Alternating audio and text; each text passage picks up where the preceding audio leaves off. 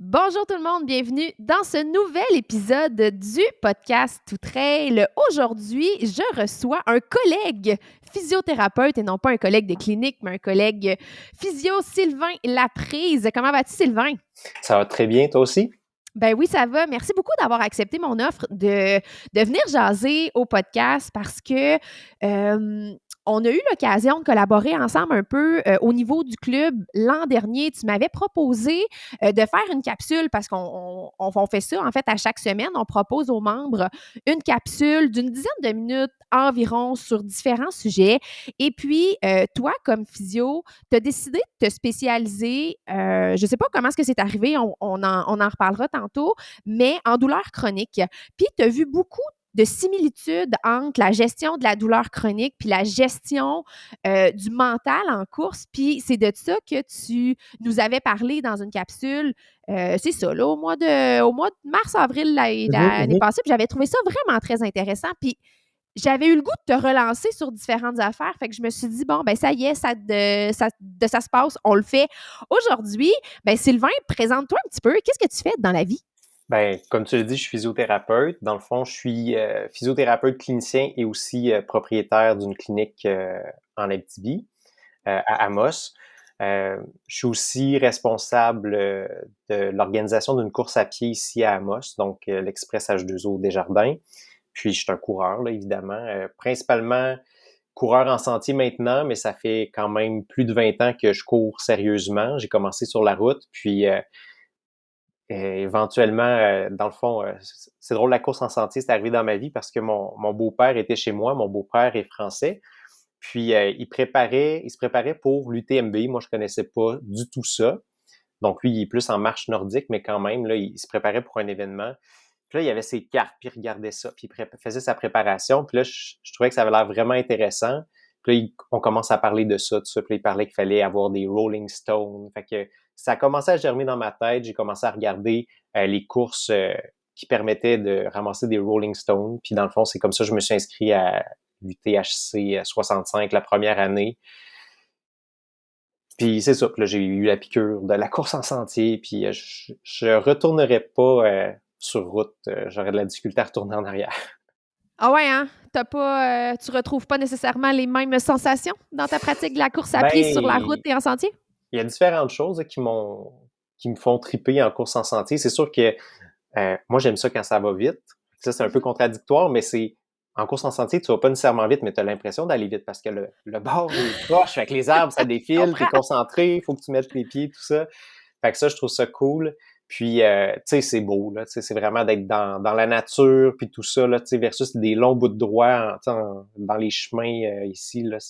Ça peut être rapidement monotone, tandis que là, t'es stimulé par plein de choses. Il y a du beau partout. Fait que ça, je trouve ça vraiment le fun. Puis, il y a un côté aussi, là, au niveau intellectuel de préparation, il y a tellement de choses qu'on peut travailler, tu sais, préparation physique, préparation mentale, alimentaire. Dans la préparation physique, tu sais, il y a le dénivelé, il y a la muscu, tu peux faire de l'acclimatation à la chaleur, à l'altitude. Fait que je trouve ça vraiment stimulant, ça, d'avoir plein de choses à apprendre, là.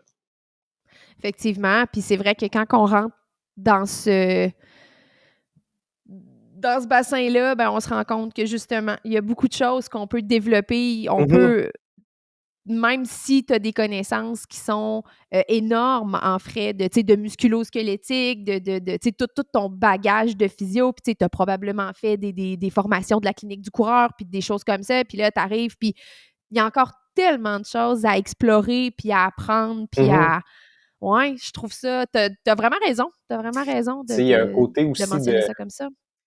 on se trouve à, tu sais, comme, j'avais l'impression sur route que j'avais un peu plafonné dans le sens où, bon, là, c'était probablement qu'avec mes nouvelles connaissances, entre autres en nutrition, j'aurais plus de place à l'amélioration, là. Parce que, tu sais, côté alimentaire, vraiment, je mangeais pas assez avant, pas assez après dans mes entraînements. Je mangeais pas pendant l'événement, pendant mes marathons, tout ça. Fait que certainement que ça a Ouais. eu un impact sur le fait que je me blessais quand même si j'étais progressif et tout ça. Mais, fait que, tu sais, je pense que j'aurais peut-être de la place à l'amélioration, mais je trouvais ça le fun que le focus en course en sentier, ça soit pas sur le temps, parce que ton temps d'une course à l'autre, il veut rien dire. Fait que tu peux vraiment plus y aller en fonction de tes sensations, moins en fonction de ta montre, moins. Fait que ça, je trouvais ça le fun, plus sain d'être concentré sur ses sensations. Là. Fait que c'est quelque chose que Ouais, je trouvais vraiment le fun. je comprends tout à fait. Dans ta pratique de physio, comment est-ce que c'est arrivé à toi, justement, cette spécialisation-là, un peu Mhm, plus axée sur la douleur chronique? mhm. Dans le fond, c'est une chercheure de l'Université de Sherbrooke euh, qui s'intéressait à un outil qui portait sur la douleur chronique, là, qui s'appelle Empowered Relief. Puis elle voulait traduire l'outil en français québécois, puis elle voulait valider la version québécoise. Puis quand on fait des validations transculturelles comme ça, il faut faire une étude puis s'assurer qu'elle est comparable à la version originale. Donc, il y avait besoin de candidats, donc de patients. Puis cette chercheure-là, ben, je la connaissais bien, j'avais déjà travaillé avec elle. Donc, elle approchait des cliniciens et elle disait, si vous avez par exemple, c'est des gens qui souffraient de lombalgie, douleur au bas du dos, subaiguë, donc moins de 6 semaines. Puis c'était une clientèle de travailleurs. Elle dit, si vous avez cette clientèle-là, puis vous pouvez me les référer. Elle, c'était pour pouvoir faire son étude, mais ça me donnait aussi la chance de gagner notre inscription pour devenir instructeur certifié Empowered Relief. Fait que c'est comme ça que j'ai commencé à entendre parler. Fait qu'elle me présente le truc, ça a l'air super intéressant. Puis c'est moi qui ai gagné l'inscription. Yes! Fait que j'ai suivi la formation, j'ai trouvé ça super intéressant. C'est des choses qu'on connaît déjà, mais je trouvais que c'était très bien structuré. Puis, En fait, attends, je ouais, t'arrête une petite seconde. C'est ouais, des ouais. c'est des choses que toi puis moi, comme clinicien, on connaît. Il y a quand Mais même je pas crois mal. pas que ce soit quelque chose que le grand public connaisse tant que ça. En tout Ouais, cas, ouais, moi, ouais, quand ouais, que ouais, je ouais. regarde avec la clientèle que j'ai, là, puis je pense que ça serait ça serait intéressant, pardon, que tu nous en parles un petit peu plus, en profondeur parce qu'on dirait qu'il y a tout le temps quelqu'un qui tombe des nues quand on leur Mhm, parle de ce genre de truc-là. Fait que je trouverais ça le fun que tu nous le présentes un petit peu plus, mhm. Ben, Empowered Relief, dans le fond, ça a été concrètement là, l'histoire de ça. Ça a été mis sur pied par une psychologue qui travaillait en douleur chronique. Elle, dans son enfance, elle a eu un accident, elle a développé une douleur chronique. Puis elle a fait chiro, physio, masso, kiné, tout ça. Puis ça venait pas à bout de sa douleur, donc elle est allée vers la psychothérapie là, en douleur chronique, puis elle a fait de la thérapie cognitivo-comportementale. Puis c'est ça qui a réussi à faire en sorte qu'elle se tire de sa douleur, qu'elle réussisse à régler ça. Puis, dans le fond, c'est ce qui a fait en sorte qu'elle s'est dirigée là-dedans dans son domaine d'études. Puis, elle a commencé sa pratique en douleur chronique, mais elle trouvait que c'était pas très accessible parce que d'une part, ça coûte cher, parce que là, c'était la thérapie cognitivo-comportementale, c'est 8 à 12 séances de 2 heures en individuel. Fait que c'est assez dispendieux. Puis, tu sais, ça prend du temps. Tu sais, c'est quand même, disons, entre 16 et 24 heures par personne. Fait qu'elle, elle s'est intéressée à faire un outil qui était comme les mêmes enseignements et tout ça, mais de façon condensée en une séance de 2 heures qui se donne en groupe pour permettre d'avoir accès à plus de gens parce que, tu sais, la douleur chronique, c'est quand même une personne sur trois qui est affectée par ça en Amérique du Nord. C'est la vraiment douleur commun. chronique, on entend quoi par ça? Ben, c'est une douleur qui est persistante dans le temps. Donc, habituellement, on dit quand ça fait plus de 3 mois que tu as une douleur, ben, plus ça fait longtemps que tu as de la douleur, moins la douleur est liée à un dommage structural, puis plus qu'elle est liée à la sensibilité du système nerveux central. Fait que c'est comme si, moi, je donne souvent l'exemple de, imagine que tu vas en raquette dans le bois, tu es le premier à passer, OK? Fait que c'est difficile, tu défonces, il y a des branches, tout ça. Fait que, moi, je parle des trails de raquettes en Abitibi, là, vous autres, vous avez des trails d'asphalte, là. Mais quand tu es le premier à passer, c'est plus difficile, mais quand tu repars jour après jour, éventuellement, la trail se tape, ça habille l'autoroute. Mais tu sais, la douleur, c'est un petit peu ça. Quand ça fait longtemps que tu as de la douleur et tout ça, c'est comme si ton système il devient sensibilisé, puis ça te prend de moins en moins d'influx de douleur pour ressentir la douleur. La douleur, elle devient de moins en moins mécanique, puis de plus en plus liée à la sensibilité du système nerveux central. Fait que c'est un peu ça la douleur chronique, là. Oui. Ouais, je trouve ça important parce que je pense qu'on a, beaucoup lié le fait que la douleur chronique, c'est une douleur irréversible. Mais Ah, dans le pas fond, du tout. c'est pas 100% ça, là. En fait, c'est pas du tout ça, là. C'est pas du tout ça. Puis, tu sais, dans ma clientèle, tu sais, en Abitibi, on a beaucoup de demandes, puis on n'est pas beaucoup pour aider les gens. Fait que, tu sais, jusqu'à récemment, on avait 6-7 mois d'attente sur... Hein? ouais. Fait Ah que, ouais, à ce point-là, hein? automatiquement, tous mes clients, ils étaient en douleur chronique. C'est ça. Puis, Ah ouais, hein? malgré tout, on arrivait à aider la majorité des gens. Puis, tu sais, je veux dire, on arrive à régler la majorité des gens. Mais c'est juste que faut pas se concentrer exclusivement sur la partie sensorielle de la douleur. Parce que, tu sais, c'est quelque chose que je voulais parler, mais la définition de la douleur selon l'Association internationale de l'étude sur la douleur, c'est l'expérience est une expérience sensorielle et émotionnelle désagréable qui est causée par une lésion tissulaire réelle, potentielle ou décrite en de tels termes. C'est pas ou, là, c'est pas et ou, c'est toujours les deux. Il y a toujours une composante qui est à la fois sensorielle, fait que liée vraiment comme à l'influx nerveux qui monte au cerveau, mais il y a aussi la composante émotionnelle parce que la douleur, c'est un signal électrique qui est envoyé dans le cerveau et il est interprété dans le cerveau. Fait que l'électricité est décodée dans le cerveau et c'est là qu'on perçoit la douleur. Donc, il y a toujours les deux, puis plus on s'éloigne de la lésion initiale, bien, plus la composante émotionnelle prend de la place, plus comment le cerveau va interpréter le signal est important. Donc, on ne peut pas se permettre de traiter juste la moitié de la définition de la douleur. Fait que ça, c'est quelque chose que ça a vraiment changé. Tu sais, on en parle dans notre quotidien, tout ça, mais là, j'ai des bons outils et je vois que ça fait une différence avec les gens, là. Fait que toi, dans le fond, tu as commencé en fait, tu as gagné cette Ouais, ouais, ouais. formation-là, chose que tu as faite parce que là, on a fait un gros aparté Ouais, ouais, pour ouais. revenir à en fait, pour faire des définitions parce Ouais, que ouais. je trouve ça important. Je trouve que c'est des choses que le grand public ne connaît pas, en fait. Mhm. Puis il y a beaucoup de mauvaise perception à cet effet-là. Puis, tu sais, il y a tout le temps quelqu'un qui va dire, puis tu dois l'entendre dans ta pratique à peu près à tous les jours, mais là, tu es en train de me dire que c'est dans ma tête. Ben Mhm. non, mais oui, dans le fond, Ouais, tu c'est sais, ça. parce que c'est là que c'est décodé. C'est pas parce que c'est de là que ça vient nécessairement, mais c'est là que l'analyse du truc se fait. Fait que c'est garanti que oui, c'est dans ta tête Ah oui, que ça se passe. Mais même quand tu te blesses on the spot, c'est dans ta tête que ça se passe. Fait que, exactement. Puis tu sais, c'est souvent ce que j'explique aux gens, c'est quand tu vas chez le dentiste puis qu'il t'arrache une dent, là, tu sens rien parce que gelé ton nerf. Si l'information ne se rend pas à ton cerveau, tu ne ressens pas la douleur. Fait que ça illustre bien ce phénomène-là. ouais, clairement. Puis, une autre chose qu'on peut voir, tu sais, dans la deuxième partie de la définition de la douleur, on parle d'une lésion tissulaire réelle, potentielle ou décrite dans de tels termes. Ça, c'est un peu plus flou, là, mais si on parle, par exemple, de la personne qui est amputée, elle Ouais. n'a plus de pied, puis elle a mal aux pieds.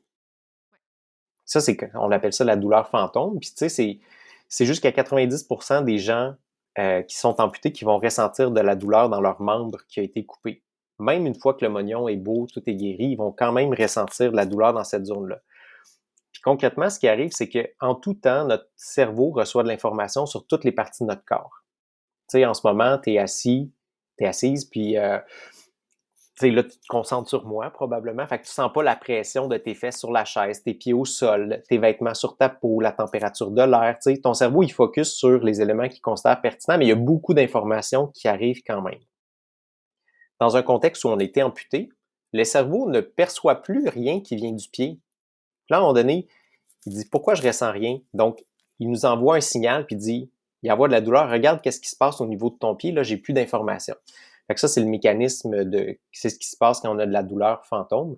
Donc, on voit dans ce cas-là, c'est vraiment une douleur, même en absence de blessure, puis c'est lié vraiment au niveau du cerveau, là, de comment ça fonctionne. Ouais. Heureusement, là, la majorité des gens, ça se règle bien, on a des outils pour ça, mais ça montre comment c'est complexe la douleur, là, puis comment que le cerveau, il y a une grosse partie à jouer dans tout ça. Ben, puis tu sais, on est parti, presque sur un cours de neurophysiologie Ouais. de la douleur, mais sans même avoir fait de rapport avec la course encore, mais il y a tellement de parallèles à faire. Tu sais, quand tu te mets à sentir des choses qui existent pas vraiment quand tu es Ouais, ouais, en ouais. course, tu sais, il y a comme beaucoup de choses que tu te dis: «OK, clairement, oui, Mhm. on peut s'aider quand on est en course, quand on est en entraînement pour justement arrêter de fabuler sur des choses qui existent ou pas ou de comment le gérer, tout Mhm. simplement. Parce que ce qu'on ressent, c'est là. Que ça existe ou que ça n'existe pas, c'est là. Ouais, puis tu sais, tu as fait un balado avec Nathalie Bisson du Pays du Bonheur. Oui, oui. Puis je me rappelle, il y a quelque chose qu'elle a dit qui m'a marqué, puis c'est tellement en ligne avec ça. Elle avait dit la souffrance, c'est l'espace mental que tu accordes à ta douleur.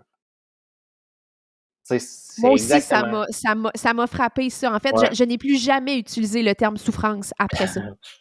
Puis, ce que je trouve, c'est que dans la course à pied, ben, la course en sentier, dans les très longs efforts, pour différentes raisons, ben, on peut aller vers ça. Tu sais, on peut, il y a un moment où le mental flanche, puis on peut souffrir de douleur, d'inconfort musculaire. Ça peut être la nutrition qui passe pas, ça peut être différentes choses, mais on va ressentir inconfort, souffrance, puis plus que tu y laisses de la place, plus ça peut devenir envahissant.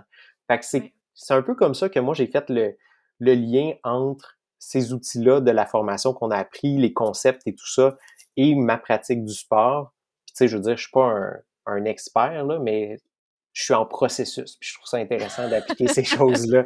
Mais en fait, il y a rien comme essayer quelque chose Ben oui. pour au moins on se comprend que c'est très anecdotique, c'est un N1 en fait là, tu Oui, sais, oui, oui. tu le seul participant de ton étude, sauf qu'en Mhm. même temps, tu sais, ça donne quand même un bon point de départ. Puis moi, je trouve qu'il y a rien comme savoir ce que tu dis pour après ça pour il y a rien comme vivre ce que tu dis pour être capable de comprendre ce que les gens Mhm. vont t'apporter. Puis moi, ça, c'est quelque chose que je mentionne souvent à ma clientèle comme physio. Tu sais, je vois beaucoup de coureurs. Moi, je vois beaucoup de coureurs d'ultra. Tu sais, mettons, Mhm. dans ma clientèle, j'ai du monde qui font des affaires épouvantables, mais tu sais, mettons qu'il va arriver de la porte à côté. Ouais, ta collègue m'a dit de venir te voir parce que dans le fond, tu allais comprendre ce que je vais te dire. Ouais, ouais, je comprends. Je comprends. Ben, je comprends. Mhm. Je comprends pas. J'ai jamais fait de 200 miles, mais je sais clairement que Où tu peux aller dans ta tête où et dans tu ton peux corps. aller, puis où est-ce que tu peux te rendre, puis pourquoi est-ce qu'il y a des choses qu'on va avoir de la misère à se débarrasser parce que, tu sais? Fait que je trouve que d'avoir cette expérience-là, ça te permet quand même de mieux comprendre. Puis après ça, tu sais, il y a d'autres parallèles à Oups, je faire dans t'ai le sens inverse entre la perdu. course et la vie, tu sais? Fait que pas juste de ta formation vers la course, mais je pense que la course peut aussi t'apprendre beaucoup de choses, puis est un terreau fertile pour essayer des trucs pour après ça l'amener à tes patients qui n'ont pas choisi d'être en douleur. Parce que ça, moi, c'est quelque chose que je mentionne souvent, mais tu sais, quand on va faire une course, on choisit de se mettre dans la merde. Absolument, ouais. On fait le choix de se dire qu'on va se mettre dans la misère, puis d'apprendre à s'en sortir. Je pense que ça fait partie de l'expérience, puis ça fait partie de ce qu'on recherche aussi. Mais après, on peut l'utiliser dans les autres sphères de notre vie. Fait que je trouve ça quand même assez pertinent. Fait que tu es un expert en devenir. J'aime ça. Puis tu J'aime sais, ça. je trouve qu'on met beaucoup de temps à se préparer physiquement. On met Beaucoup, oui. beaucoup de temps à se préparer. Ben, de plus en plus, c'est populaire côté alimentaire aussi. Tu sais, on va Ouais. pratiquer, bon, c'est quoi les aliments qui passent bien, tu sais, notre 60 grammes ou plus à l'heure de glucides, nos protéines. Tu sais, on pratique des aliments, on dit, ah, ça passe pas, ça passe bien, tout ça. Mais la préparation mentale, c'est comme si ça vient avec. Puis c'est sûr que, tu sais, quand on fait de la muscu, quand on fait des intervalles, du D+, tout ça, forcément, on le travaille notre mental, mais je pense qu'on est capable d'aller chercher plus de gains si on le fait de façon un peu plus structurée et consciente que juste par la bande. Tu as raison. Puis, tu sais, dans le fond, dans les outils qu'on parle dans cette formation-là, euh, il y a un outil, c'est comme, dans le fond, la réponse de relaxation. Puis, concrètement, là, c'est juste de focuser sur sa respiration, une genre de méditation, tout ça, c'est rien de bien compliqué. Mais moi, c'est là que ça a comme commencé le parallèle avec l'effort physique, la course et tout ça. C'est que, tu sais, je fais une petite routine de gainage le soir, des planches, chaises, des choses comme ça. Puis je suis pas bon, là, tabarouette, là, tu sais, ben, je suis pas bon. Je fais Ni comme, plus ni moins. je faisais 1 minute de planche ventrale, là, puis j'ai de la misère à me rendre au bout, puis ma chaise, je faisais 1 minute 30, puis je trouvais ça donc bien exigeant. Puis à un moment donné, je me disais, je vais essayer de focusser sur ma respiration, comme quand les gens, tu sais, ils ont de la douleur et tout ça. Puis en une seule fois, je suis passé à 5 minutes, à la fois pour la planche puis la chaise. Juste en étant capable de, tu sais, comme, oh là, je sens que ça brûle, ramène-toi à ta respiration, tout ça. Puis là, j'ai arrêté puisqu'on est, c'est pas progressif.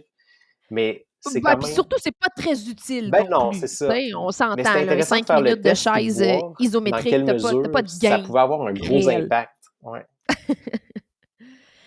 Fait que là, finalement, je pense que ça serait bien, là, tu nous as ouvert une porte pour nous Mhm. parler des différents outils. Ben, est-ce que ces outils-là, bon, ça a été validé chez une population de douleurs chroniques, puis ça fonctionne bien? Oui, ça fonctionne bien. Dans le fond, concrètement, tu sais, je parlais de Empowered Relief. Ça a été, il y a eu une première étude pilote qui a été faite auprès de d'un petit groupe, là, puis ils ont comparé cet outil-là avec la thérapie cognitivo-comportementale, qui est comme le gold standard, là, l'intervention la plus validée en douleur chronique. Et les deux outils n'étaient pas différents. Donc, il y avait les mêmes améliorations au niveau de l'intensité de la douleur, Ah l'interférence, donc ouais, hein? comment la douleur a une influence sur le quotidien, les perturbations du sommeil. Donc, les deux outils étaient équivalents. Euh, puis, ils ont, devant ces résultats qui étaient prometteurs-là, ils ont réussi à avoir une bourse de 4 millions de dollars pour faire une étude de plus grande envergure. Puis, ils sont arrivés au même résultat. Puis, les résultats ils persistaient jusqu'à 3 mois dans la première étude. Puis, il y a une nouvelle étude qui est sortie en 2024 qui montre que les résultats sont équivalents jusqu'à 6 mois. Donc, ça persiste dans le temps. OK, Fait OK. que Empowered Relief, les outils sont très intéressants. Mais comme tu dis, ça n'a pas été étudié, cet outil-là, pour la douleur. Par contre, tu sais, je t'en parlais tantôt avant qu'on commence à enregistrer. Euh, je me suis préparé un peu aussi. J'ai été lire d'autres livres sur le sujet et tout ça. Puis, dans le fond, je me rends compte que ça revient tout de la même place, là, justement. Là. Tu sais, il y a des livres sur la préparation mentale pour les sports d'endurance, puis qui utilisent sensiblement la même structure parce que ça provient de la thérapie cognitivo-comportementale. Donc, j'ai pas lu toutes les études sur le sujet. Tu sais, je me suis fié à mon expérience d'instructeur d'Empowered Relief, puis des livres que j'ai lus. Mais tu sais, je pense que ça se tient. Puis comme on disait tantôt, ben on perd pas grand-chose à essayer non plus. Non, effectivement, tu sais, c'est des outils où est-ce que le ratio risque-bénéfice, c'est pas très, très grand niveau de Ouais. dangerosité. Fait que je pense que ça peut quand même être chouette d'au moins l'essayer. Puis comme tu le mentionnais tantôt, on passe énormément de temps dans notre préparation physique, un peu moins de temps dans notre préparation nutritionnelle et beaucoup moins de temps dans notre préparation mentale. Puis clairement, ça devrait probablement occuper un volume d'espace un petit peu plus grand dans notre entraînement. Ceci étant dit, moi, je pense qu'il y a il y a des beaux changements qui s'opèrent parce que si je compare juste aujourd'hui versus quand moi j'ai commencé à courir, ben d'abord, il n'y avait pas de balado, il n'y avait pas de choses Mhm. comme ça n'existait pas. Il y avait des livres, mais tu sais, il y avait des blogs, mais on parlait pas de ça. C'était pas à mode de parler de ça. Fait que là, je trouve ça intéressant où est-ce qu'on s'en va de justement amener ça sur le tapis puis d'en parler davantage, tu sais, pour qu'on comprenne qu'il y a clairement des avantages à le faire. Mhm. Puis ce Mhm. que, tu sais, on parlait souvent, Marc-André puis moi, tu sais, de prendre le temps de faire ses classes, mais c'est d'apprendre ce genre de choses-là. Sauf que là, tu l'apprends sur le terrain, tu l'apprends à la dure, mais là, toi, ce que tu apportes, c'est des outils pour pas nécessairement passer par l'apprentissage à la dure. Ouais, ou se rendre dans le moins dur, mettons pas aller dans le très très dur, là, d'agir C'est avant. ça, c'est ça, exact. Mais peut-être qu'on peut aller directement dans l'espèce de structure que je propose. Tu sais, je t'avais Vas-y. montré, là, j'ai comme j'ai fait un petit schéma, un petit visuel. Ouais. Puis, tu sais, au centre, j'ai mis comme une spirale qui représente la spirale des pensées négatives. Dans le fond, c'est un peu ce qu'on veut essayer de casser. On veut pas se laisser emporter parce que, un peu comme la douleur, ça peut devenir envahissant quand on se sent impuissant ou qu'on s'inquiète face à la douleur ou qu'on se concentre là-dessus.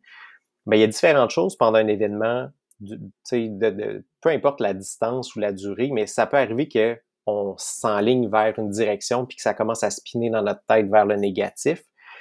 Puis, plus vite on va identifier puis qu'on va casser ça, ben le moins on va être dans le dur. Tu sais, ça va éviter que ça vienne limiter notre performance. Fait que, tu sais, je pense qu'il y a un travail à faire avant pour justement être en mesure d'identifier c'est quoi les risques, c'est quoi les endroits où on a tendance à aller, puis tout de suite pratiquer nos stratégies pour les interrompre quand on va les identifier pour que ça soit efficace quand on va être la journée de l'événement. Puis, pour identifier, je pense que ce qui peut être intéressant, c'est que quand on a de l'expérience un petit peu, c'est d'aller voir qu'est-ce qui s'est passé dans mes autres courses que j'ai faites. Tu sais, comme c'est où que mon mental, ils ont flanché? C'est quand je suis tombé dans le dur pour déjà être en mesure de c'est ça, décibler, c'est quoi les endroits où moi, j'ai tendance à avoir des problèmes. Je sais pas si toi, tu penses dans, mettons, une course que tu as faite récemment, là, un moment où ça a été plus difficile, quelque chose au niveau mentalement où ça a flanché, par exemple. Ben, en fait, tu vois, là, je suis quand même très chanceuse parce que j'ai eu des très belles courses. OK? Dans les dernières années, là, j'ai eu des super de belles courses. Mais si je pense à ma participation à l'UTHC 125 en 2021, Mhm. ça a été excessivement difficile. Parce que quand ça a commencé à descendre, ça a comme pas tant remonté.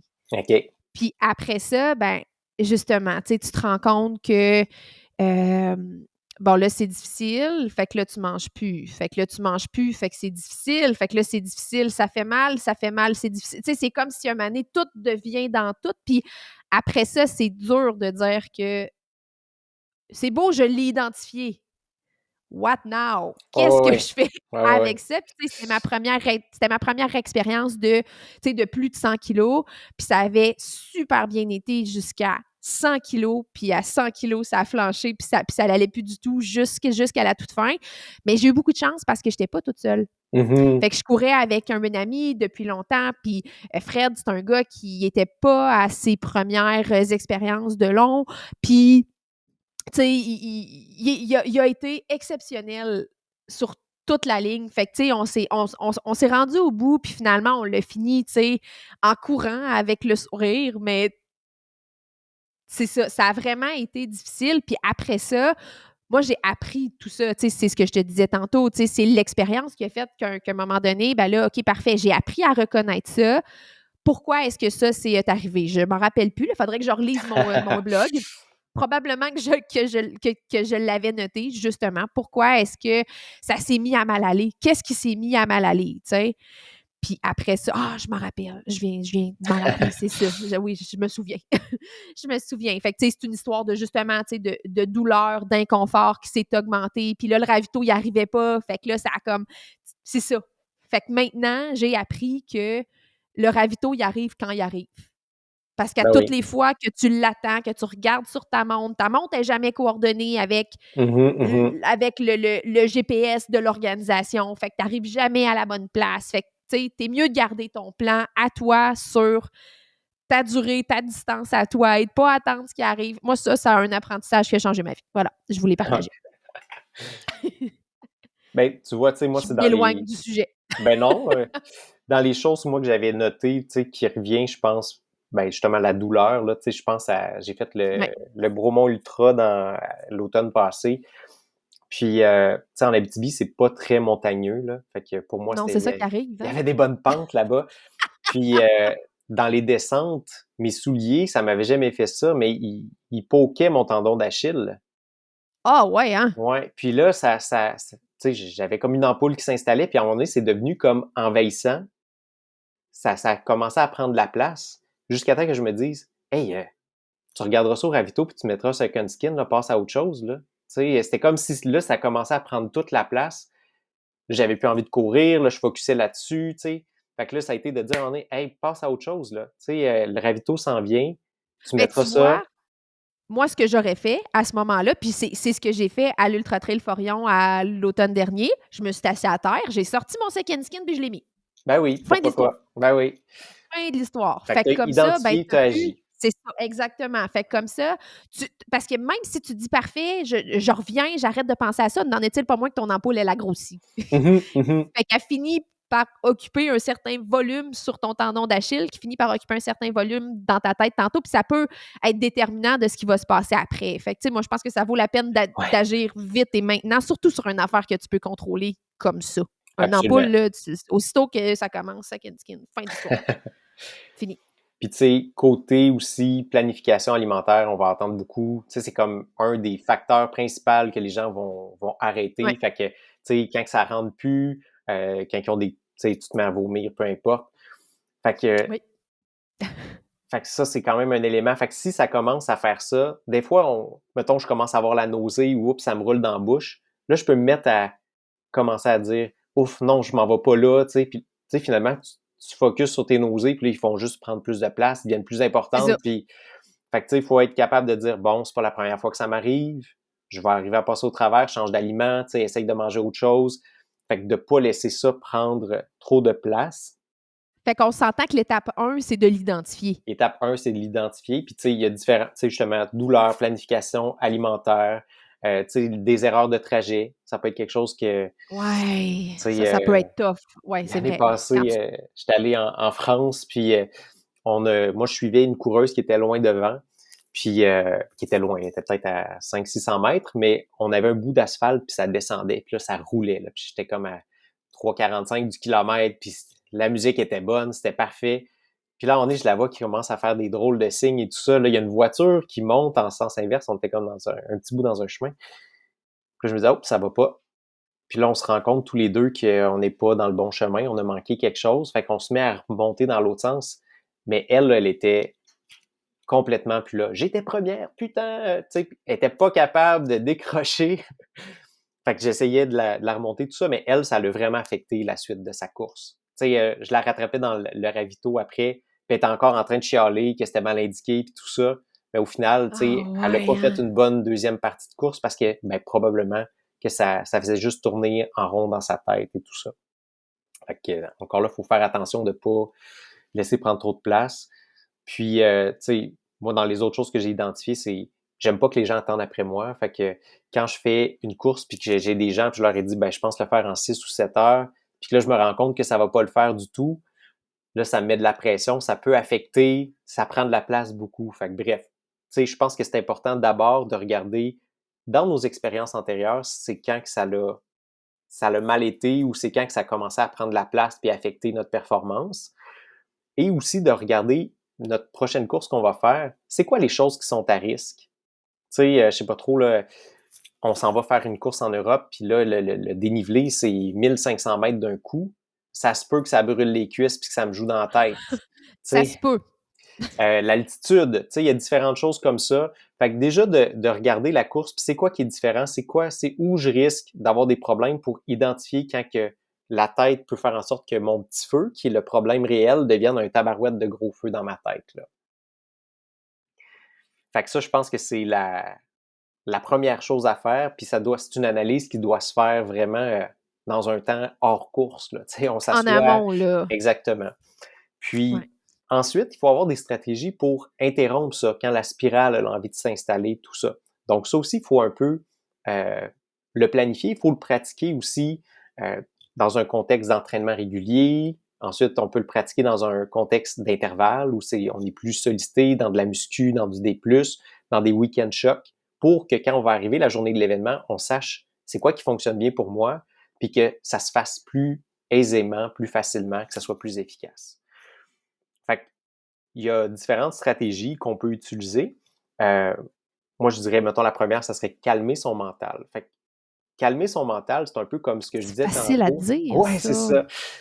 Ben, ça se pratique. Puis si on le Ah, pratique, ça peut être efficace, ça va être plus efficace. Fait que, tu sais, l'image que j'aime donner pour ça, c'est, tu sais, quelqu'un qui rentre, mettons, dans un lac, là. Tu sais, on a une image de quelqu'un qui puis que là, qui se met de l'eau, là, puis qui a de la misère à rentrer dans l'eau, puis l'eau est à 80, même pas froide, tu sais.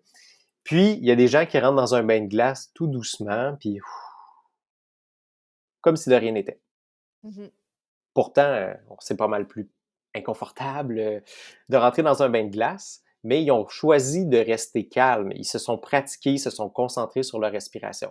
Fait que d'adopter un état d'esprit calme, de se pratiquer à faire ça dans notre quotidien, ça peut faire que la journée de la course, on soit beaucoup moins risqué d'aller vers la spirale négative. On va être comme un peu protégé de ça. Puis comment on OK. peut le mettre en application? Ben, ça peut être justement, comme je Au-delà d'un disais, bain de glace, mettons. ouais, c'est ça. Ben, tu sais, les gens qui pratiquent de la méditation, du yoga, ben, on le fait un petit peu. On se concentre sur notre respiration, sur la détente et tout ça. Donc, déjà, ça peut être super intéressant. Ça peut être aussi justement, mettons comme moi dans mon gainage, dans ma muscu, d'avoir un moment où on focus sur notre respiration. On essaie de s'éloigner de l'inconfort physique. Ça peut être très intéressant. Puis, moi, je fais pas ni yoga ni méditation, mais par exemple, avant de me coucher, euh, ça me prend du temps à m'endormir. Fait que j'adopte une position pré-dodo pour me préparer au sommeil. Fait que je me couche sur le dos, je me mets un oreiller dans le front, puis là, je me concentre sur ma respiration. Fait que c'est comme une petite forme de respiration, mais ça s'intègre bien dans ma routine, ça m'aide à m'endormir. C'est comme ma façon que j'ai trouvé de l'intégrer dans mon quotidien. Fait que, et le fait de faire ça, tu sais, par exemple, comme dans mes planches et tout ça, mais ça a un impact à court terme, mais plus je le mets en application, plus ça va changer. Tu sais, dans la formation sur la douleur, on dit que ça change les schémas neuromusculaires dans ton cerveau. Fait que c'est comme si ton esprit devient orienté plus vers le calme, le soulagement et tout ça. Donc, ça devient de plus en plus efficace. Ce qui fait qu'après ça, ben, c'est plus facile à utiliser hors contexte, mettons. Exactement, exactement. L'autre chose, l'autre outil, c'est recadrer les pensées peu aidantes. Fait que, tu sais, quand on, justement, mettons dans le quotidien, là, je sais pas trop, imagine que je sais pas trop, là, hier soir, j'arrive pas à m'endormir, puis je me dis, ah, tabarouette, c'est le balado demain, faut que je sois en forme, puis tout ça. C'est sûr que si je vais là, je vais pas m'endormir. Là. Si je suis tout le temps en train de regarder l'heure, je me dis, ah mon Dieu, je dors pas encore, la nuit sera pas longue, là, je vais être fatigué, là, je vais pas être cohérent demain, ça marchera pas. Fait que quand ça commence à spinner, là, on peut aller loin là-dedans. Fait que c'est important, encore là, on identifie, oups, là, je suis en train d'avoir une spirale négative, il faut que j'intervienne. Fait on peut se dire, bon, c'est pas la première fois que j'ai de la difficulté à m'endormir, j'ai eu plusieurs nuits courtes, puis pourtant, je m'en tire tout le temps bien. Fait que, tu sais, je pourrais dire ça. Je pourrais dire aussi, tu sais, oui, peut-être que je suis pas en mesure je dors pas en ce moment, mais au moins je suis confortable puis je repose mon corps, tu sais. Fait que c'est juste d'essayer d'éviter que ça se mette à spinner dans notre tête, tu sais. Ça t'est sûrement déjà arrivé de te réveiller super fatigué un matin avec un mal de tête, t'as une grosse journée devant toi. C'est facile de se dire, ah, ça va être une petite journée de merde. Tu sais, on se conditionne à ce que ça va être une mauvaise journée. Tu as Sauf que, raison. sauf que, tu sais, il faut juste comme se dire, bon, c'est pas facile en ce moment, mais c'est pas la première fois que ça m'arrive. Puis j'arrive toujours à passer au travers. Quand j'ai mon client devant moi, tout ça, ben le focus change, ça va bien. Fait que commence ta journée. C'est quoi le pire qui va arriver? Tu vas annuler ta journée, c'est pas la fin du monde, tu sais, je veux dire. Fait que c'est vraiment d'effectuer un recadrage. Puis il y a comme des petites règles pour ça. Euh, idéalement, on veut que ça soit au jeu, au présent, avec une certaine dose de confiance. Tu peux-tu nous donner un exemple, mettons? Ben oui, mais comme un peu je disais, mettons le. Mettons en course, là, un exemple en course, là. Ouais, ben ce que je trouve, mettons, dans les exemples en course, il faut qu'on parte avec nos expériences antérieures ou les situations à risque. Fait que, tu sais, mettons, moi, il y a des gens qui m'attendent, puis là, je suis comme, tu sais, mettons, l'exemple que j'avais, c'est quand j'ai fait le Beluga Ultra Trail, j'avais dit à mes parents que ça allait me prendre maximum 6 heures, je sais pas où j'étais vraiment pour penser ça. Puis, En fait, tu le savais pas c'était quoi le terrain, je ah pense. non, je le savais pas. Tu pensais que Puis, c'était l'Abitibi, puis c'était pas 100% l'Abitibi. ah ouais, puis en plus, je pensais que j'allais être dans les premiers, tu sais, fait que je suis vraiment mal parti, je suis parti bien trop vite, puis tout ça. Mais bon, la petite naïveté. Euh, puis, tu sais, j'avais une auberge, puis je devais quitter pour 11 heures. Mais là, j'avais demandé de pouvoir quitter à 12h30. Fait que je me disais, je vais finir max à midi, je vais avoir le temps d'aller là, me laver, tout va être beau, je vais ramasser mes affaires après. Optimiste, là. Ouais, mais ça n'a pas été long que je me suis rendu compte que je pense pas que ça va le faire. Puis là, j'essaie de, tu sais, il faut que mes parents ils viennent de la chambre, sinon on va payer la journée d'après aussi, tu sais, je voulais pas. Mhm. Fait que là, c'était dans ma tête, tout ça, là, puis là, j'essayais de les texter, pas de réseau, tout ça, fait que ça n'a pas été bien pendant un bout de temps. Puis ça m'a suivi pendant comme 1h30 de ma course, là, tu sais, Hey, c'est long, là, ouais, 1h30 à penser à ça, à là. pas être content, là, puis à dire, tu sais, en plus, j'avais des attentes élevées parce que je venais de faire le cours avec Audrey Bélanger-Leclerc, j'avais jamais réussi à faire du volume comme ça, je me sentais vraiment très préparé, bonne préparation alimentaire, tout ça. Moi, dans ma tête, je m'en allais sur le podium, là, vraiment Je naïvement, comprends. là. Je comprends. Mais non, mais en fait, c'est bien d'être en confiance, là, Ouais, ouais, ouais. mais Mais ça a attente peut-être joué un élevée, peu contre toi. C'est ça, exactement, exact, là. exactement. Fait que ça a eu un gros impact, puis ça a été jusqu'à temps que j'arrive à me dire, hey, j'ai aucun pouvoir, là. Tu sais, la seule chose que je peux faire en ce moment, là, c'est je suis ici pour faire une course, profites-en, là, tu sais. Fait que j'ai vraiment, il y a eu un moment où il y a eu le déclic puis de dire, regarde, là, c'est quoi que je contrôle, là? C'est mettre un pied devant l'autre puis avancer. Fait que c'est ça qui a comme interrompu la spirale. Puis au final, je l'ai faite en 6 heures. Ça a fonctionné, tu sais, j'ai réussi à mais je pense que si j'étais resté pris dans cette spirale-là, ça l'aurait pas faite, là. Fait que Non, ben, c'est parce que ça devient lourd aussi à un moment donné, là, quand justement tu es dans ça. Tu parles de ça, la spirale. La première fois que j'ai tenté le 100 miles du Québec Méga Trail, c'était exactement ça, là. mmh Ça spiralait par en bas, puis c'est resté par en bas, c'est jamais ouais. remonté. Puis après, tu te dis, tu sais, c'est facile, là, un coup que tu abandonnes de te dire: «Ben là, j'aurais dû», tu sais? Mais c'est ça, tu sais, c'est de dire: «OK, là, non, Mmh ça remonte pas, puis j'ai pas de fun». Ouais, ouais. Fait que je m'impose quoi, tu sais? Je suis pas capable d'en revenir, puis ça marche pas. Je Puis fais quoi? dans les choses qu'on peut dire, c'est, tu sais, souvent, on a déjà vécu d'autres expériences difficiles. Ça peut être de la douleur, ça peut être un une course difficile comme ça. Puis on a souvent des exemples où on a réussi à surmonter ça. Dire: «Bon, c'est dur en ce moment là, mais je suis déjà passé par là, puis j'ai réussi à passer au travers, je vais y arriver encore cette fois-ci».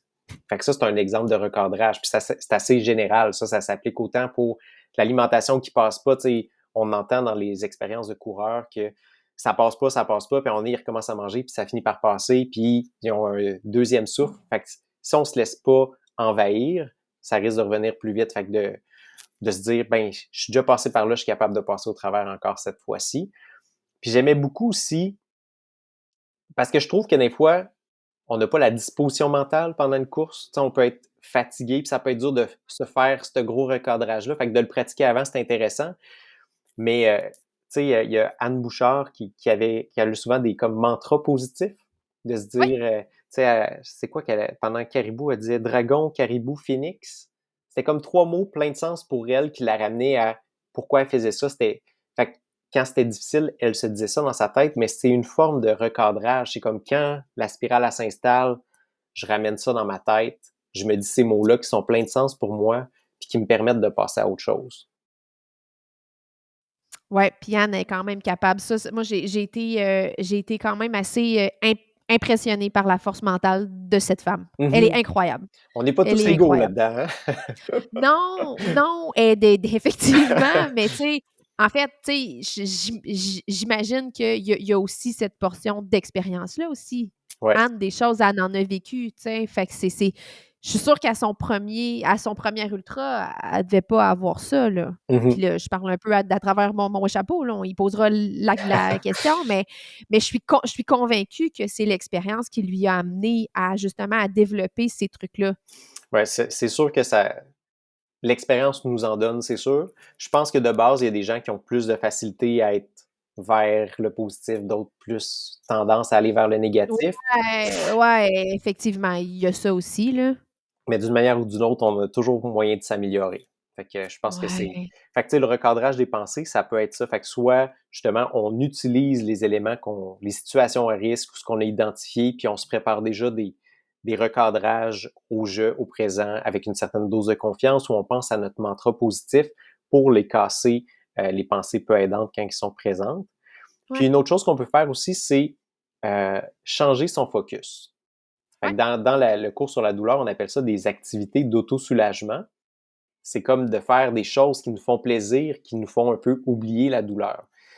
Fait que dans un cadre de défi d'ultra-distance ou juste d'une course qui est plus exigeante pour nous, ben on peut choisir de diriger notre attention vers soi ou hors soi. Fait que vers soi, ça pourrait être par exemple de justement, on revient à la respiration, tu sais, je me concentre sur la respiration, sur l'air qui rentre, mon ventre qui s'ouvre et tout ça. Mais ça peut être aussi, par exemple, compter ses pas. Donc, une façon je suis concentré sur quelque chose qui est à l'intérieur de moi, mais pas au sol et tout ça. Ou un autre truc qui peut être assez intéressant, c'est de faire comme un body scan. Donc, de vraiment identifier, tu sais, on regarde en premier ma tête. Y a-t-il quelque chose, tu sais, comment ça va dans ma tête? Comment ça va dans mon visage, dans mon cou? Donc, on éloigne peut-être le focus sur la difficulté de la course ou l'inconfort que j'ai à mon tendon d'Achille ou peu importe, mais ça permet aussi peut-être d'identifier, tu sais, comme on dit en ce moment, là, tu sens pas la pression sur tes fesses parce que tu n'es pas concentré là-dessus. Fait que peut-être qu'il y a des petites choses qui se préparent, puis que tu n'es pas nécessairement consciente. Fait qu'en faisant le body scan, ça occupe ton esprit et en plus, mais ça permet de voir que, on dirait que mon sac à dos, là, il est peut-être mal ajusté, ça frotte ici, là. Donc, ça te permet d'ajuster avant que ça devienne un problème aussi. Fait que ça peut être intéressant de faire ça, donc de passer chacune des zones de ton corps et de regarder un peu, est-ce qu'il y a quelque chose qui va pas, comment je me sens, tu sais, regarde, je suis vraiment très crispé au niveau des épaules en ce moment, relâche. Fait que de porter attention à son corps. Mais j'imagine en restant pas trop accroché à ce qu'on trouve non plus. Parce que, Non, tu sais, mettons que finalement, tu fais ton tu es rendu loin dans ta course, tu es rendu loin dans ton entraînement. Puis là, finalement, tu te rends compte qu'il y a beaucoup de choses qui vont pas. Ça peut être débilant aussi, là. exactement. Fait que, tu sais, c'est dans le livre que je lisais sur la préparation pour l'ultramarathon là, de Jason Koop, il, euh, il disait que 10% on devrait diriger son focus vers soi, mais la majorité du temps plus à l'intérieur, à l'extérieur de soi. Puis il disait qu'il y a des avantages justement dans un contexte un peu de voir à l'avance qu'est-ce qui se passe, comment je peux agir en prévention. Mais il disait, tu sais, de pas rester accroché. Fait que, tu sais, justement, si on se rend Non, c'est compte ça. que, oups, là, j'accroche, ben là, c'est de diriger l'attention vers l'extérieur de soi. Puis dans les outils qu'on peut faire, ben, tu sais, ça peut être par exemple écouter un balado, écouter de la musique, mais ça peut être aussi d'avoir certains jeux mentaux. Fait que ça peut être de regarder dans l'environnement puis dire bon ben je vais compter le nombre d'objets qui sont rouges.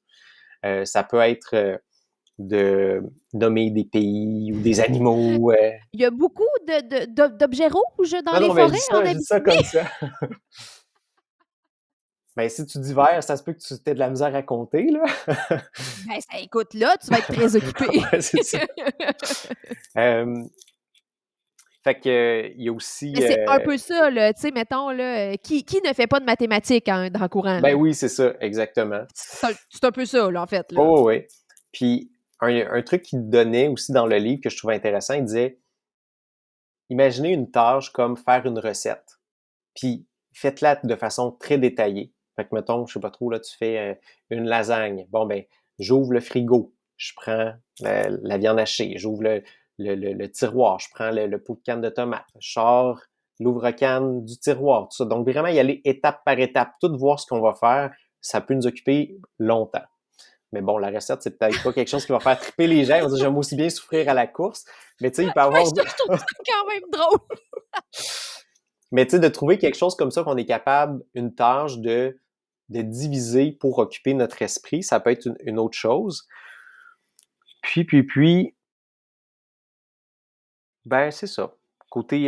Fait que c'est vraiment de faire diversion de qu'est-ce qu'on est en train de faire, finalement, là. C'est exactement. amener son esprit à s'occuper sur complètement d'autres choses, puis à arrêter d'être dans ses pieds quasi, là.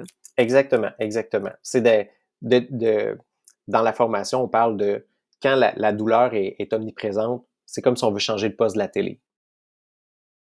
Ah, c'est bien dit, ça. Fait que juste J'aime de ça. changer le focus. On passe à autre chose.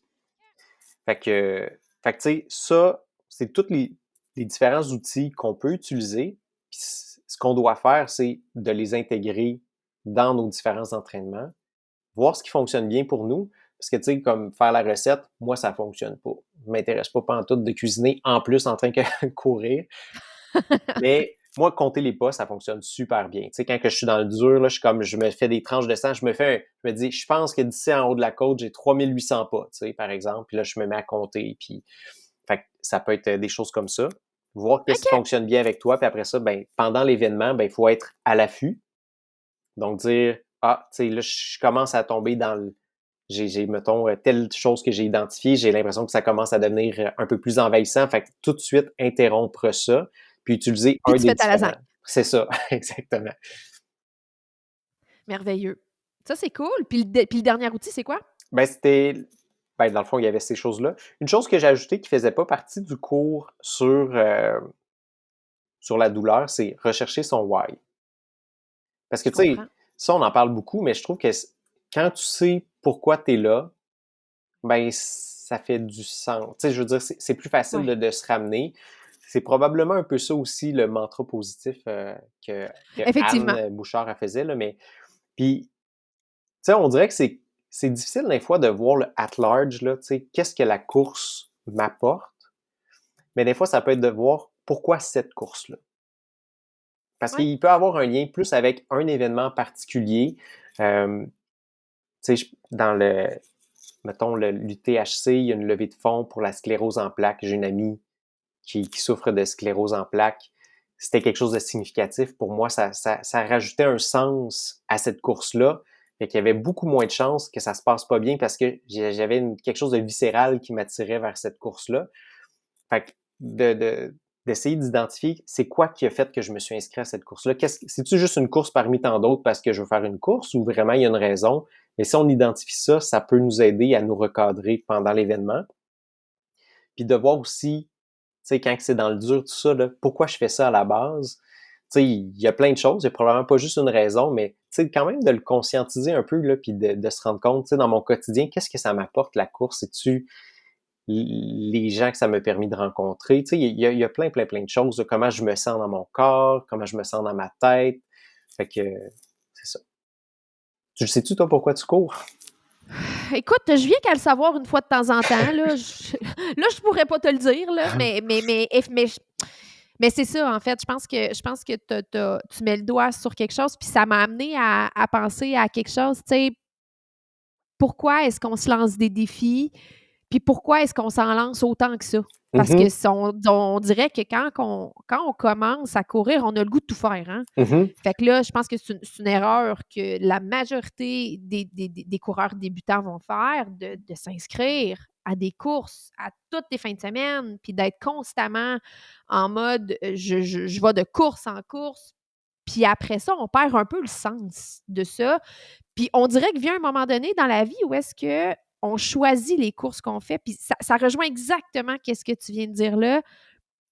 Il y a un sens mhm, à ce qu'on fait, puis c'est généralement là où ça commence à bien aller. mhm, Parce que tu es capable de dire pourquoi tu es ici et maintenant. Moi, ça m'est pas arrivé souvent dans mes courses de comme: «Qu'est-ce que je fais ici? Pourquoi je suis là, là? mhm. Pourquoi je me fais ça?»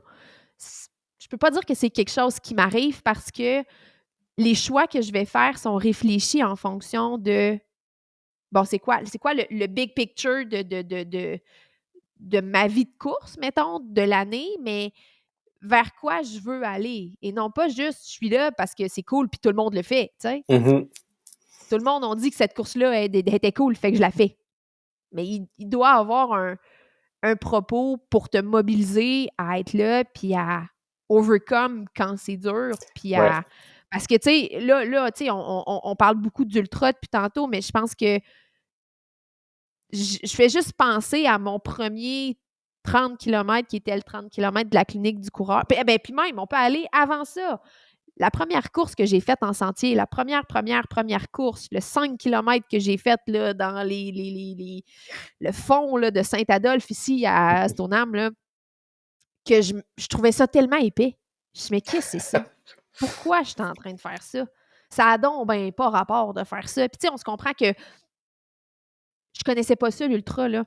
Pendant que j'étais là, moi, il y avait du monde qui faisait ce loop-là pendant comme 24 heures. J'étais comme, Christ, que le monde est cave ici, c'est quoi cette affaire-là? Puis, tu sais, après coup, c'est ça, tu regardes ça, puis tu te dis, ben, ça faisait sens pour eux d'y être, puis ça faisait pas sens pour moi Mhm, d'être mhm, là. Mais ça a tellement été difficile, puis c'est probablement la course la plus dure que j'ai faite de ma vie, là. mhm. Mais c'était 5 kilos. Mais je le savais pas, tu sais. Quand tu commences, tu le sais pas qu'il y a une fin. Là, maintenant, je sais très bien là, que si je m'inscris pour un 25, un 30, un 50, la fin arrive vite, entre gros guillemets. Ouais. Mais il y a une fin. Fait que, tu sais, même si c'est dur, même si, je veux dire, je me raccroche à ça, mais tu sais, ce parallèle-là, il est important, même quand on commence à courir, même quand on court des petites distances. Parce que la petite distance, c'est une grande distance pour Ah toi quand oui. c'est la première fois que tu la franchis, puis quand tu le sais pas, c'est quoi ça? Ouais. Puis tu sais, je reviens avec tu sais, la gestion des attentes. Parce que moi, Ouais. c'est vraiment quelque chose. Ça, c'est. Faut que je travaille beaucoup là-dessus. Je m'en viens vraiment bon. Parce qu'à cette heure, Ah ouais, hein? je me fixe différents niveaux d'attente, puis j'essaye d'être plus réaliste. Fait qu'automatiquement, souvent, j'arrive à les atteindre, puis ça fait que je suis en bien meilleur état. Mais, tu sais, je pense à mettons, j'ai fait un demi-marathon avant j'étais à Sherbrooke, je suis arrivé en Abitibi, puis j'avais encore ma coach de Sherbrooke, puis là, j'étais entraîné pour un demi-marathon à Toronto. Puis tu sais, je devais faire tel temps, puis tout ça, là, puis j'avais un ami d'Amos aussi avec qui je courais, qui faisait le marathon complet, puis je devais être plus vite que lui, là. Puis là, pendant la course, il m'a rattrapé, puis il était toujours 2 pas devant moi. Fait que là, ça m'occupait mon esprit. J'étais comme, mais là, il va casser, là, c'est pas normal qu'il soit devant moi. Puis là, comment ça, il est là? Fait que déjà, ça m'envahissait un petit peu. Puis là, moi, c'était vraiment dur. Là, je disais, je fais quoi ici? Pourquoi? Tu sais, vraiment, là, j'avais aucune raison d'être là. J'avais aucun fun. C'était marqué Most Scenic Waterview. C'était lettre en tabarouette. Il avait pas vu Qui une mange de goutte la d'eau. merde, on Ah n'aime ouais. pas ça. J'ai pas du tout aimé cette course-là. J'ai fait un super bon temps. Je suis parti de là débiné. Puis, tu sais, je pense j'ai fait le marathon à Rimouski il y a plusieurs années. Je m'en rappelle, 2016. J'étais en train de me séparer. Ça allait pas bien. J'avais manqué plein d'entraînements. Assez, là, j'étais là, sa ligne de départ le matin de la course. Je suis comme, je sais même pas si je suis capable de le finir. Qu'est-ce que je fais ici? Aucune attente. Puis je commence à courir, parce que je me dis, je suis là, j'ai rien d'autre à faire, là, tant qu'à m'être déplacé de l'Abitibi. Fait que je commence à courir, puis je vois un coureur qui court bien. Fait que je me dis, je vais me joindre à lui. Je commence à jaser avec lui. Puis, tu sais, je regarde zéro ma montre. J'ai aucune attente. Tu sais, je me dis, si je le finis, je vais être content. Puis, à un moment donné, on arrive au point à Sainte-Luce, là, il y a comme un aller-retour. Puis là, je vois 1h28. Puis là, dans ma tête, on était très mollo. Là, j'avais pas de grosse perception de l'effort. Je dis, hé, on est vraiment rapide, ça va bien. Puis comme, oui, ça va vraiment bien. Puis il dit, je commence à avoir de la misère à te suivre. Fait que, tu sais, ça a complètement changé mon focus. Là, j'étais comme, hey, tu sais, j'avais des attentes que j'allais faire peut-être 3h30. Puis finalement, le fait que j'avais des attentes peu élevées, ça l'a vraiment aidé à faire en sorte que là, j'étais plus dans une spirale positive, dans le fond. Fait que finalement, j'ai fait mon meilleur temps alors que j'étais le moins entraîné, tu sais. Ben, c'est là que tu te rends compte que l'entraînement, c'est pas tout, hein. Exactement. Que l'entraînement physique, en fait, Ouais, c'est c'est c'est ça. pas tout, là. Ouais, vraiment. Ben, puis je pense que des histoires comme ça, il y en a plein, là. Il y en a plein. Fait que, tu sais, c'est pas toujours une question de préparation, d'intervalle, de nutrition, de Ouais, de de dodo. C'est juste, effectivement, d'avoir des attentes qui sont réalistes, puis qui sont juste en fonction de notre niveau de préparation. Je pense que c'est toujours gagnant à vivre une belle expérience. Puis c'est pas juste le temps non plus, hein, tu sais, on se comprend que, tu devrais pas nécessairement avoir comme attente de rentrer ta course en 5 heures, là. Tu non, non, sais, je non. pense que c'est pas suffisant. Puis tu sais, on le sait en sentier, il y a trop de choses qui dépendent de Ouais, l'environnement pour ben dire oui, qu'on va se fixer une durée. Parce que si tu sais, tu as beau avoir fait la course l'année passée, si cette année, il mouille à Sio puis ben que les oui. conditions, c'est un bain de boîte, ben, ça sera pas pareil, là. Ben Fait que oui, c'est c'est ça. sûr que si tu as les mêmes attentes que l'année d'avant, ça se peut que ça marche pas. Mmh. Fait que quel genre d'objectif tu penses ou d'attente que les gens devraient se fixer au-delà du temps? Ben, quelque chose qui m'a beaucoup parlé, là, quand j'étais dans ce mood-là, là, course sur route où là, tu sais, ça perdait un peu de son sens. J'étais beaucoup sur les temps, j'arrivais pas à faire les objectifs ou, tu sais, j'avais plus le même plaisir. J'étais allé au mariage d'une de mes amies coureuses, puis, à la table avec les gens que j'étais assis, il y avait une coureuse qui était là, puis elle me dit: «Moi, là, cette année, là, j'ai changé mes objectifs». Puis là, je me suis dit: «Mon objectif, c'est de faire un 10 kilomètres puis d'avoir du fun tout le long». Puis ça, là, ça m'a vraiment marqué. Puis je me suis dit: «J'efface tous mes meilleurs temps puis tout ça, puis là, je me concentre là-dessus». Puis l'été suivant, je voulais faire un marathon, puis je me suis dit: «Mon objectif, c'est d'avoir du fun tout le long». Fait que la montre, ça part pareil, mais tu veux pas voir le temps, tu sais, tu comme parce qu'avant, sur mes photos de course, j'étais tout le temps en train de regarder ma montre, tu sais, comme je suis Ah dans les ouais, hein? paces, je suis dans les temps, puis cette course-là, je me rappelle, je l'ai courue avec le même ami qui était devant moi à Toronto, puis on a couru 38 kilomètres ensemble, ça a été super le fun. Puis là, ça commençait à être un peu plus dur, puis lui, sa réaction quand c'est dur, c'est je serre les dents puis je pousse. Moi, je lui dis: «Non, moi je mets ma musique, je finis ça avec le sourire». Puis c'est une course que je suis très fier. Tu sais, à ce jour, c'est une des courses que je suis le plus fier parce que je me suis respecté. J'ai pas été paresseux, j'ai quand même voulu faire un bon temps, mais en me respectant. Puis tu sais, Ben, en fait, je pense que tu aurais pu le voir de cette façon-là. Puis probablement qu'il y en a qui l'ont vu de cette façon-là aussi, mais dans le fond, c'était quoi que tu allais chercher là? Ben oui, Tu c'est ça. comprends? Je le faisais pour C'était pas qui? ça. Ben, c'est ça. C'est Ouais, ça. C'était pas un temps que tu voulais, toi, c'était d'avoir du plaisir. ouais, exactement. Fait que les deux stratégies sont bonnes, ça dépend c'est quoi que tu veux. Mhm, Sauf que je pense que si tu veux persister dans le sport, parce que je sais pas dans quelle mesure c'est le fun de tout le temps serrer les dents.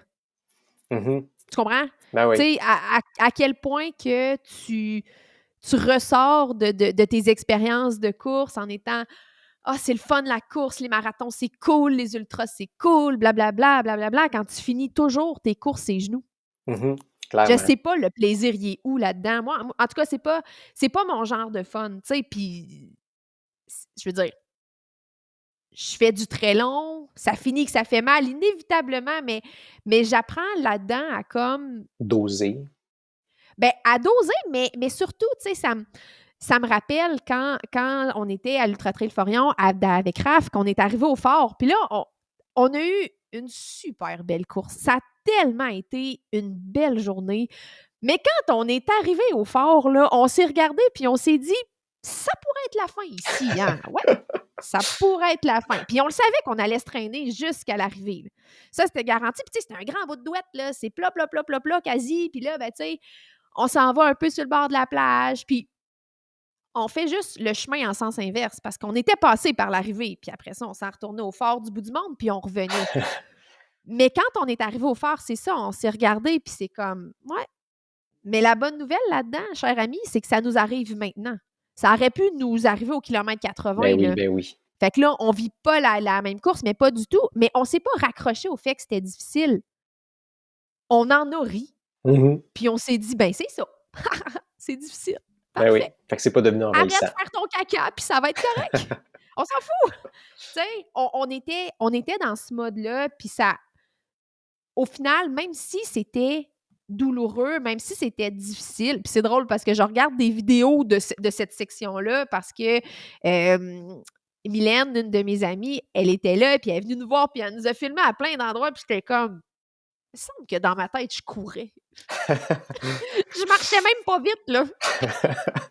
On avait plus l'air de se traîner, ça avait l'air d'être un chemin de croix, mais c'était quand même on a fait le choix à ce moment-là de choisir notre attitude, en fait, Mhm, puis de se mhm. dire que c'est ça. C'est sûr que c'est facile à dire quand il te reste 7 kilomètres de l'arrivée, tu sais?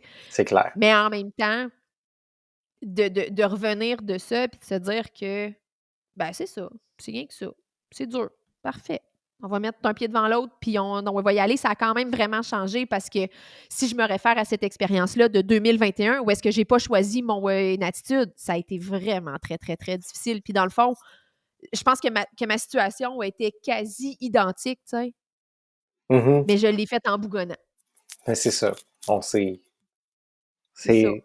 Ouais, exactement. Fait que ça change. Tu sais, je sais pas si toutes mes courses avaient été comme ça, si j'avais persévéré, bref, tu comprends ce que je veux dire? Voyons, comment est-ce qu'on dit Si ça? Si j'aurais. j'avais, si j'aurais, ouais, Ouais, on a le droit de dire ça. ouais, c'est. Le Si poisson toutes mes aussi, courses il mange avaient pas. été comme ça, c'est ça. J'aurais ouais, c'est Ouais, ça, c'est ça. merci. Merci pour la leçon de français, c'est bon. Mais c'est ça, tu sais, j'aurais probablement même pas persévéré en longue distance s'il avait fallu que ça, ce soit toujours comme ça parce Mhm. que j'étais contente de finir. Faut pas se méprendre, là, Ben mais oui. en même temps, cette section-là a tellement été longue et difficile que le après a vraiment été difficile. Puis Mhm. ça, je pense que c'est une trappe dans laquelle on est beaucoup à tomber. Puis ça, je sais pas si tu un avis sur ce sujet-là, mais tu sais, quand tu vas dans le dur tellement longtemps, après revenir de ta course, la récupération de ta course, c'est difficile, Ouais, là. physique et mental. Mais particulièrement mental, moi, je Ouais. trouve. Mhm. Tu as vraiment été fatigué, ton système nerveux, puis au-delà du fait que, tu sais, tu vas être fatigué puis qu'il faut que tu dormes, mais c'est dur. Mhm. C'est dur de juste avoir envie de retourner courir, avoir envie de, comme, C'est te un petit stress pousser. post-traumatique. Ben quasi, quasi. Tu vois, j'aurais jamais appelé ça comme ça, là, mais Mais ouais, ce bout-là, c'est pas quelque chose qu'on parle beaucoup. Ben, Encore moins, en fait, que la préparation mentale. ça me fait penser à quelque chose qui a fait que j'ai accroché, puisque moi, j'écoute tous tes podcasts depuis que j'ai commencé à courir, puis la chose qui a fait que j'ai vraiment accroché, c'est, dans votre début, vous disiez, c'est repousser ses limites dans le respect de soi.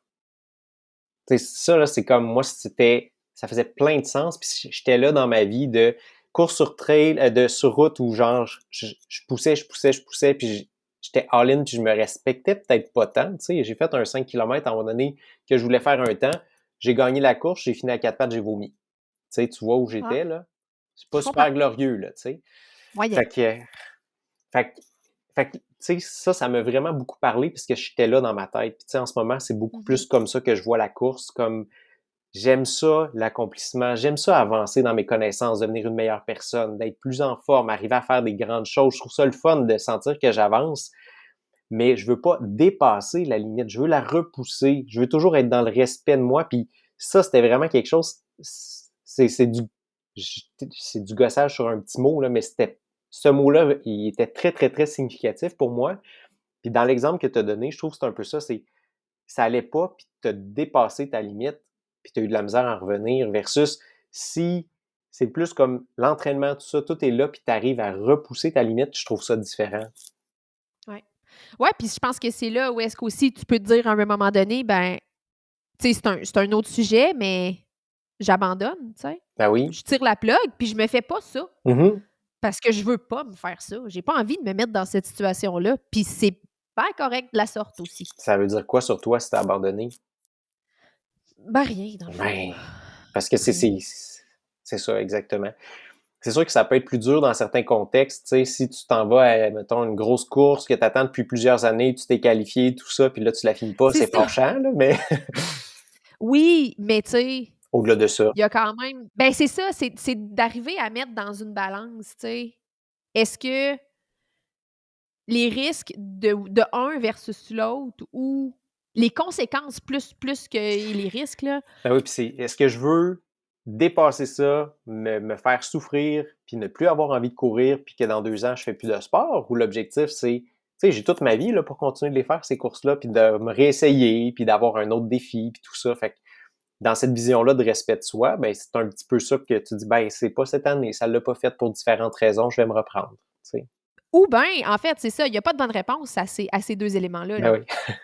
Tu sais, ça peut être correct aussi de le faire si c'est ça que tu es allé chercher cette journée-là, tu sais, Mhm. puis si c'était ça que tu voulais, c'est correct. Puis de prendre une pause, puis de revenir, c'est correct aussi, là, tu sais, on en a vu beaucoup, là, des athlètes dire: «Ben, je vais tirer la plug d'un bout de temps. Mhm. Mhm. Après ça, ben, si j'ai envie de revenir, je vais revenir», tu sais? Mais c'est correct aussi de le faire, mais moi, personnellement, mon approche de la course, c'est pas ça. Moi, ce que j'aime, c'est passer du temps en forêt, c'est de courir avec les amis, c'est de courir avec mon fils, c'est de tu sais, c'est pas faire des courses pour faire des courses, puis c'est pas d'aller me brûler dans une course Mhm. parce que quoi, dans le fond? Parce que moi, ce why-là, je l'ai pas, mais je juge pas ceux qui l'ont. Mhm. Moi, C'est c'est le fait de m'inscrire à une course, tu sais, c'est comme le bonbon, je trouve, dans le sens où, supposé être ouais, ça. ça me permet d'avoir une structure puis d'être motivé à m'entraîner toute l'année. Fait que moi, à la base, la course, c'est pour la santé. Fait que, tu sais, santé physique, santé mentale, ça me fait du bien.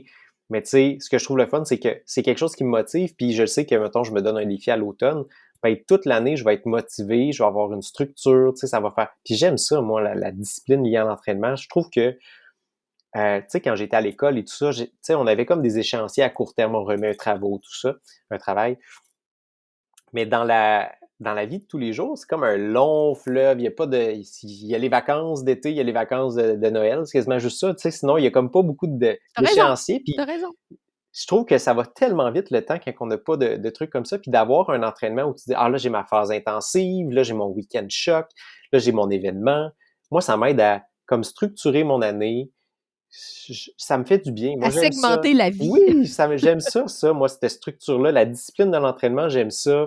Puis, tu sais, ça fait que, justement, ben, ça me motive à prendre soin de moi, autant à bien manger, bien m'entraîner, travailler sur mon mental, tout ça. Fait que Est-ce que ça, c'est des choses que toi, tu fais? Parce que là, tu nous présentes ça, puis là, on le sait, ça fait du bien, on l'essaye, on le fait, mais il y a une marge entre le présenter puis le faire. la Toi, préparation tu le fais-tu? mentale, Ouais. oui, oui. Je vais te dire, je l'ai beaucoup pratiqué l'année passée avant le Bromont Ultra. Puis pendant la course, je l'ai pas du tout utilisé. Ça, c'est hot, ça.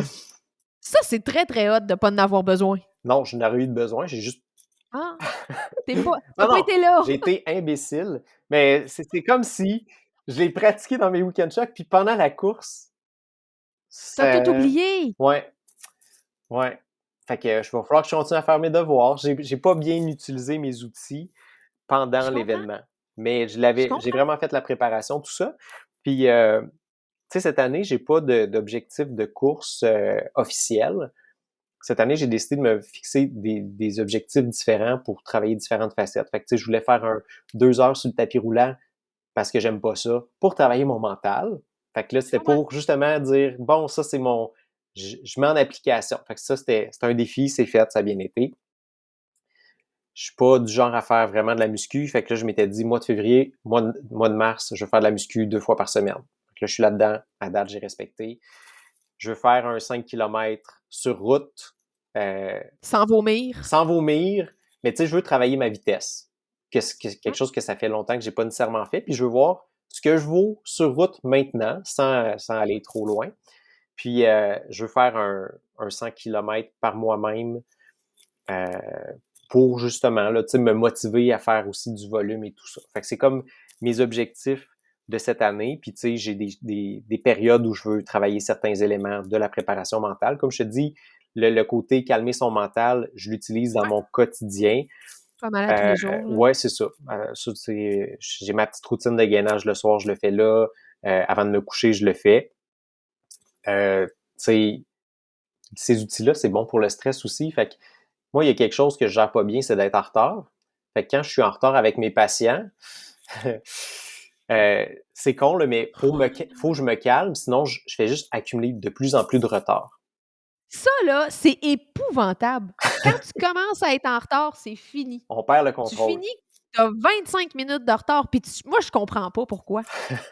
Ben, moi, j'avais identifié que à partir du moment où je suis en retard, c'est comme si je me sens en retard, fait que je prends plus de notes. Puis là, tu sais, comme je réfléchis moins bien puis tout ça. Fait que quand je me sens en retard, ce que je fais, c'est con, là, mais je finis avec un patient, je ferme ma porte, je ferme la lumière, je me couche sur mon lit, je prends 5 minutes pour respirer profondément. Et là, je suis Ah ouais, peut-être hein? à 10-12 minutes de retard, mais là, ça reste stable le reste de la journée ou ça diminue. Tu sais, j'arrive à rattraper. Si je fais pas ça, je perds du temps à chaque patient. Fait que, Ah ouais, hein? fait que je l'utilise comme ça. Puis, tu sais, le recadrage des pensées peu aidantes, je l'utilise, tu sais, dans toutes les sphères de ma vie. Justement, je te dis, comme quand j'ai de la misère à m'endormir le matin, j'ai pas bien dormi, je suis fatigué. Tu sais, même, je me chicane avec quelqu'un, mettons, là, avec mon chum. Là. Puis, tu sais, c'était facile avant de dire, oh, tu sais, moi, j'ai pas une sens de la répartie, là, fait que là, j'aurais dû dire ça. Puis, tu sais, là, tu peux faire un gros problème d'une niaiserie. Puis, à cette heure, tu fais juste dire, hey, relax, là. Ça te, Passe à d'autres choses, ça là. t'a dérangé, ça? Tu sais, ça m'a dérangé, ça. Mais je vais juste laisser ça descendre, puis on va s'en parler tantôt. Fait que, tu sais, je l'utilise Mmh. vraiment dans plusieurs choses. Puis, tu sais, je pense que le fait d'interrompre cette espèce de spirale négative-là, peu importe c'est lié à quoi dans ton quotidien, mais ça va t'aider dans toutes les sphères. Tu sais, ça se transpose d'une chose à l'autre, là. Chercher son why, à chaque fois que j'ai un moment quand je cours, j'essaie de me le mettre de façon consciente, de dire, c'est pour ça que je fais ça. Tu sais, j'ai couru l'automne passé à un moment donné, puis je suis tombé sur 3 orignaux, là. Puis tu sais, je suis resté là à les regarder, puis je me suis dit, si j'avais pas couru, j'aurais pas pu vivre ça. Tu pas vécu ça. Ouais. Puis je pense aussi l'année passée, j'étais allé faire du ski de fond dans une trail de vélo de fat bike là, d'hiver. Là. Puis je pensais que c'était une petite boucle, puis que ça allait bien se faire. J'avais aucune idée où je m'en allais, dans le fond. J'étais allé faire de la rando avec mes beaux-parents, puis je me disais, ah, je pourrais venir ici cet après-midi en ski. Ça sera pas facile, mais ça va être beau, ça va être différent. Fait que Je m'enligne là à 3h30, tu sais, c'est l'hiver, fait que le soleil, il se couche de bonne heure. Puis il faisait moins 19, puis je pars avec absolument rien à part mes bâtons et mes skis. Puis je me rends rapidement au bout du sentier, mais là, je pense que ça va revenir, mais ça revient pas. Puis je m'en rends pas compte. Puis là, je suis comme, hey, ça descend beaucoup, c'est étonnant. Ça descend beaucoup. Puis là, je regarde sur mon cellulaire. Puis là, je me rends compte que je suis pas pantoute dans la bonne direction. Je suis pas du tout là où je pensais être. Fait que là, il faut que je me retape ça à l'envers. Mais c'est des trails de fat bike. Puis, tu sais, c'est un peu en bas, ça, pas super évident. Fait que là, je remonte un peu, je vois un embranchement, je dis, ça doit être par là. Je prends ça. Et là, ça recommence à descendre. Mais là, t'avais-tu une frontale, là? Non, pas de frontale. Ça commence à faire Parfait. noir. Fait que, tu sais, au final, je me suis rendu compte, tu sais, il y avait comme refuge des Trois-Lacs, je savais c'était où. J'étais comme, bon, je vais me rendre là. Puis à partir de là, je sais qu'il y a une trail de raquettes, ça descend vers le chemin principal. Puis du chemin de la route, j'ai un 3-4 km à faire sur le bord du chemin. Fait que c'est ce que je vais faire. Mais j'ai fini ça dans le noir. Puis tu sais, j'étais all-in, là, parce que je me disais, il fait moins 19, il fait presque noir, faut que je me dépêche, là. Fait que j'ai fait ça, j'ai couru dans la trail de raquettes comme je voyais, mais à tout bout de champ, ça défonçait, je tombais. Puis j'ai couru sur le bord du chemin en bottes de ski avec mes skis en dessous de mes bras. Puis j'étais arrivé dans mon char, tu sais, comme en me disant, tu sais, jusque-là, j'étais stressé, puis j'étais comme, j'aurais pu mourir. J'aurais pu manquer de bouffe, manquer d'eau, n'importe quoi. Puis quand je me suis dans mon char, j'étais comme, hey, c'était quand même hot. Ah! Puis je me suis trouvé très chanceux d'avoir eu la possibilité de faire ça. Je me suis dit, je viens de faire 19 km de ski, de course, de toutes sortes de patentes. Puis ce qui a fait que je m'en suis bien tiré, c'est que je suis en forme. Puis je suis en forme parce que je cours, puis tout ça. Fait que ça arrive souvent qu'il y ait toutes sortes de situations comme ça, puis je me dis, ça me permet de vivre des affaires pas possibles, puis de me sentir vivant. Fait que tu sais, ça, c'est vraiment une chose qui fait que j'aime ça, la course, là. Surtout la course en sentier. Je comprends. Je comprends. Pouvoir vivre des aventures, je trouve que Ouais, c'est quand même un beau why. En tout cas, moi, ça fait partie du mien. ça fait du sens pour toi aussi. Ouais, ouais, de pouvoir vivre des belles choses, de voir des belles choses, de vivre des choses qu'il y a personne d'autre qui peut vivre Ouais. à part toi à ce moment précis-là. Mhm, mhm. Moi, ça me mobilise beaucoup, mais en fait, dans toutes les activités que je vais faire, là, pas juste la course, là, mais c'est ça. Avoir la possibilité de vivre quelque chose que je suis toute seule à vivre Mhm. aujourd'hui et maintenant. Ouais. Fait que voilà. Hey, merci Sylvain Mais ça fait pour ta plaisir. disponibilité, pour tes connaissances, pour ton temps. Ça a été un plaisir.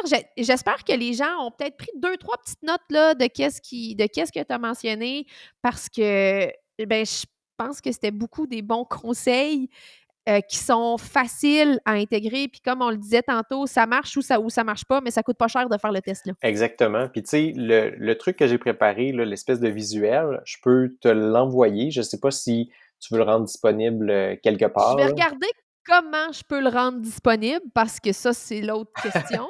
Avec un, avec un podcast audio, ben, c'est plus tough de voir des visuels, mais je le mettrai peut-être là, en commentaire là, sous la publication de l'épisode là, sur notre page Facebook. Fait que comme ça, les gens pourront le voir. Puis si j'ai une meilleure idée de où le mettre ailleurs que là, ben je vais réfléchir à tout ça à ce moment-là. Mais tu sais, je pense que c'est une bonne période pour commencer à réfléchir à Absolument. ça, tu sais, avec le printemps qui arrive. Le fait qu'on commence à rentrer en mode peut-être un petit peu plus spécifique pour la préparation de nos différents événements de l'année, ben ça peut être un bon moment pour intégrer ce genre de choses-là, mais sans nécessairement être dans un gros croustillant, parce que c'est sûr que c'est plus difficile quand on a beaucoup en fait, on a tous des vies qui sont occupées. On fait tous de la place à l'entraînement. Puis ça, c'est déjà de l'acquis pour la majorité d'entre nous. C'est pas compliqué, mais après, c'est de faire rentrer le reste. Ben oui, ben Puis oui. ça, je pense que ça peut faire partie du reste. Mhm. Fait que quand on a un petit peu plus de temps à y accorder, ben après un coup, qu'on se rend compte que c'est pas si exigeant que ça à faire, puis que c'est déjà intégré dans nos routines, mais c'est plus facile après de le maintenir, puis de s'assurer que quand on va en avoir besoin de ces trucs-là, ben, que ça va être disponible à l'utilisation. C'est clair. Fait que merci. Merci à tous pour votre écoute et on se retrouve déjà la semaine prochaine pour un prochain épisode du podcast Tout Trail. Merci tout le monde!